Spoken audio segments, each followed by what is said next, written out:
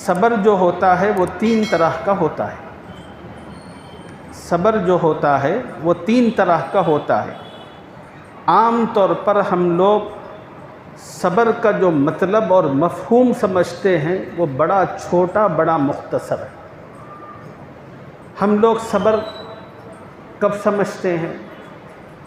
بس کسی آدمی کا انتقال ہو گیا تو انتقال ہونے پر صبر کرنا، بس اسی کو صبر سمجھتے ہیں. نہیں. امام غزالی رحمہ اللہ نے اپنی کتاب میں لکھا ہے صبر 3 طرح کا ہوتا ہے. صبر کی جو پہلی قسم ہے صبر علی الطاعہ، اللہ تعالیٰ کی اطاعت و فرما برداری پر صبر کرنا، یہ صبر کی پہلی قسم ہے. کیا مطلب ہے اس کا؟ اللہ کی اطاعت و فرما برداری پر صبر کرنے کا. مثلا اللہ تعالیٰ نے ہمیں حکم دیا کہ اے ایمان والو 5 وقت کی نماز پڑھو. اللہ نے حکم دیا روزہ رکھو. اللہ نے حکم دیا صاحب استطاعت ہیں زکوٰۃ ادا کرو. پھر اللہ نے حکم دیا صاحب استطاعت ہیں تو حج کرو. یہ اللہ کے احکامات ہیں. اب نماز جو روزانہ 5 مرتبہ پڑھنا ہے، اب یہ 5 مرتبہ نماز کے لیے آتے ہوئے اب ہم لوگوں کی تو جان نکلتی ہے. خدا نے جن لوگوں کا مزاج بنا دیا ہے وہ تو اللہ کے نیک بندے، باتوفیق بندے بڑی آسانی سے آ جاتے ہیں. اب باقی مسلمانوں کی کتنی بڑی تعداد ہے جو روزانہ اپنے کاروبار کے لیے نکلتی ہے، ملازمت کے لیے ہو یا کسی اور چیز کے لیے. نکلنے کے بعد ظہر کی اذان کا وقت ہوتا ہے تو وہ ظہر کی نماز بس وہ اپنے کام میں مشغول رہتے ہیں، ادھر نماز کا وقت آتا بھی ہے اور ختم بھی ہوتا ہے. فجر کی نماز وہ تو سونے میں چلی گئی، عصر کی نماز وہ بھی کاروبار میں چلی گئی. اب مغرب اور عشاء کی جو نماز ہے وہ کام دکان بند کر کے واپس گھر کو آنے میں یہ نمازیں بھی چلی گئی. اب ایک مومن کے لیے اپنی دکان بند کر کے نماز کے لیے آنا یہ بڑا مشکل مرحلہ ہوتا ہے. اس مرحلے کو پورا کرتے ہوئے اس کو بے انتہا تکلیف ہوتی ہے. ارے لوگ آ رہے ہیں خریدنے کے لیے دکان پہ، اب میں دکان بند کر کے گیا تو پھر انہوں آتے کہ نہیں آتے کی، تو اب دکان بند کرنا پھر نماز کو آنا یہ بڑا تکلیف دہ مرحلہ ہوتا ہے. تو صبر کی پہلی قسم یہ ہے اللہ نے جن چیزوں کا حکم دیا ہے اس حکم کو پورا کرتے ہوئے جو تکلیف ہوتی ہے اس تکلیف کو سہنا، یہ صبر کی پہلی قسم ہے. اب آپ نماز پڑھنے کے لیے آ گئے. رمضان کے اندر اللہ تعالیٰ نے تراویح کی نماز رکھی. اب تراویح کی جو نماز ہے وہ ہے 20 رکعت. اب وہ پہلے 4 پڑھنا ہی مشکل تھا روزانہ، اب پھر رمضان میں اگر 20 پڑھو بولے تو 4 وہ 20 وہ 3 واجب الوتر. اب اتنی رکعتیں پڑھنا، اب یہ رکعتوں میں پڑھتے ہوئے تکلیف کتنی ہوتی. پہلا یہ کہ ہم افطار میں اتنا کھاتے ہیں اللہ کی توفیق سے پوچھو مت. اب ٹھہرنا ہی مشکل ہوتا. اب پڑھتے ہوئے اب ادھر ہٹتے ہیں، ادھر ہلتے ہیں، ادھر مچلتے رہتے ہیں.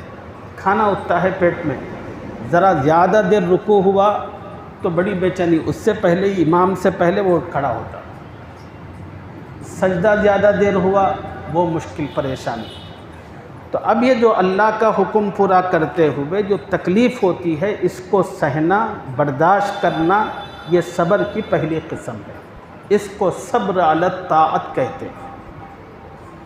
امام غزالی نے فرمایا صبر کی دوسری قسم ہے صبر علی المعصیت، گناہ پر صبر کرنا. گناہ پر صبر کرنا کیا ہے؟ آپ بازار میں نکل گئے، ایک خوبصورت لڑکی بن ٹھن کر آپ کے سامنے آ رہی ہے. اب اس کی ڈریسنگ، اس کا فیس، اس کی نزاکت کو دیکھ کر آپ کا جی للچا رہا ہے کہ میں اس کو دیکھوں۔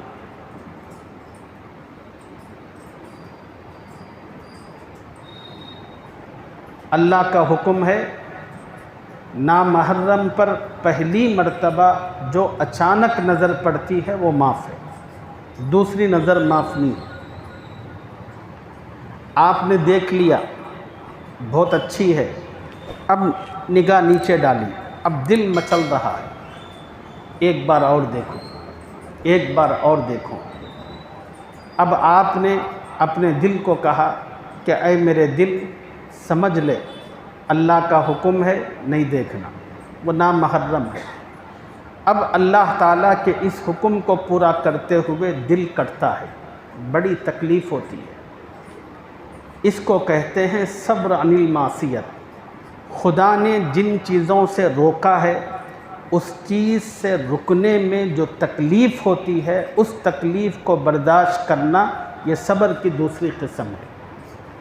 اللہ تعالیٰ نے شراب حرام فرما دی ایمان والوں کے لیے، سب کے لیے حرام ہے، بالخصوص ایمان والوں۔ اللہ تعالیٰ نے مسلمانوں کے لیے حرام راستے سے مال کمانا، غلط راستے سے، یہ ناجائز رکھا۔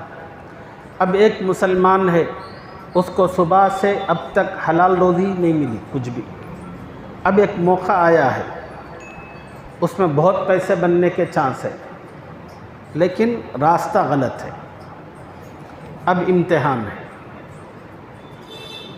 اب وہ کام کرے گا تو پیسے بہت ملیں گے، مگر اللہ نے اس سے منع کیا ہے، روکا ہے۔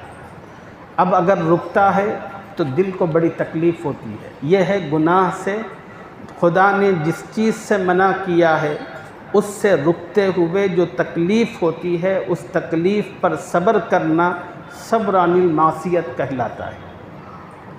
صبر کا تیسرا جو درجہ ہے صبر علی المصیبہ، مصیبت پر صبر کرنا۔ مصیبت میں سر کے بال سے لے کر پیر کے ناخن تک اتنی چیزیں ہیں، اس میں سے ایک چیز ہے موت۔ صبر علی المصیبت، مصیبت میں سر کے بال سے لے کر پیر کے ناخن تک بے انتہا چیزیں مصیبت کہلاتی ہیں۔ انہی مصیبتوں میں سے ایک مصیبت ہے موت۔ کسی کا انتقال ہو گیا، کسی کی دکان جل گئی، کسی کی دکان لٹ گئی، آج دکان میں بیٹھے رہے، کچھ بھی نہیں ہوا، یہ سب کی سب مصیبتیں۔ یہ جو بھی مصیبت پیش آتی ہے اس مصیبت پر صبر کرنا۔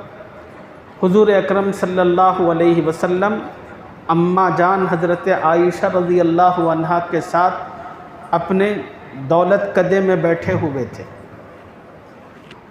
وہ دور میں تو لائٹ تھی نہیں، چراغوں کا زمانہ تھا، چراغ جل رہا تھا، اچانک ہوا کا ایک جھونکا آیا، چراغ بجھ گئی۔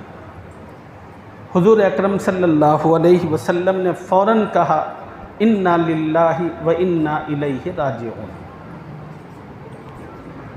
اماں عائشہ رضی اللہ تعالی عنہا جو ساتھ بیٹھی ہوئی تھی بڑی حیرت سے کہنے لگی یا رسول اللہ، کیا چراغ کے جانے پر بھی یہ پڑھا جاتا ہے؟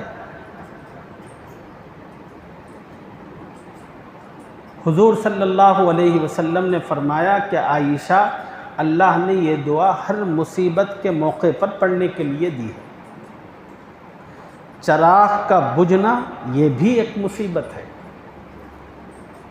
تو اب آپ اندازہ کرو زندگی کے اندر طبیعت کے خلاف جو چیز بھی پیش آتی ہے وہ ایک مصیبت ہے،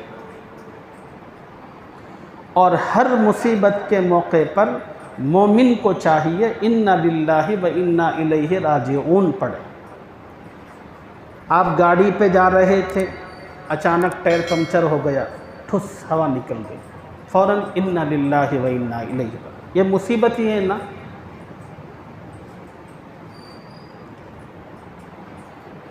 آپ دکان پر کچھ خریدنے کے لیے گئے اور آپ نے چیزیں لے لی، پیسے دینے کے لیے جیب میں ہاتھ ڈالا، ہاتھ ہے کہ خالی جا رہا، دل ایک دم دھک بولتا، ارے کہاں گئے پیسے؟ پھر خیال آتا نہیں وہ نہیں، یہ جیب میں ہے۔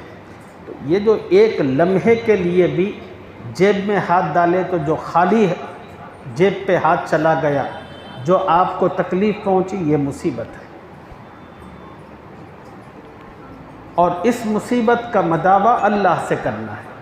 حضور اکرم صلی اللہ علیہ وسلم نے اپنے عمل کے ذریعے سے بتایا، ایک مرتبہ نبی علیہ السلام کا جو چپل تھا اس کا تسمہ ٹوٹ گیا۔ اب آج کے دور میں ڈوری جو تھی وہ ٹوٹ گئی تھی۔ حضور صلی اللہ علیہ وسلم نے فرمایا اپنی امت کو، لوگو تمہارے چپل کا تسمہ بھی اگر ٹوٹ جائے اس کو بھی خدا سے مانگو، یہ بھی ایک مصیبت ہے، اللہ سے مانگو۔ تو مصیبت کی تیسری قسم ہے صبر علی المصیبت۔